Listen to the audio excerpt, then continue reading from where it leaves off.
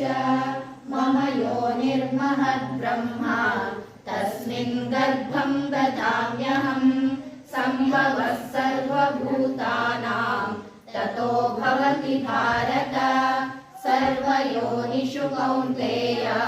मूर्तयः सम्भवन्ति याः तासां ब्रह्म महद्योनिः अहं बीजप्रदर्पिता सत्त्वं रजस्तम इति गुणाः प्रकृतिसम्भवाः निबध्नन्ति महाबाहो देहे देहिनमव्ययम् तत्र सत्त्वं निर्मलत्वात् प्रकाशकमनामयम् सुखसङ्गेन बध्नाति ज्ञानसङ्गेन चानघ रजो रागात्मकं विद्धि तृष्णासङ्गसमुद्भवम्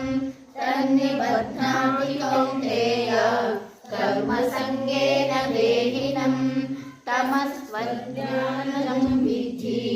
मोहनं सर्वदेहिनां प्रमादालस्य निद्राभिः तन्निबध्नाति भारत सत्त्वं सुखे सञ्जयति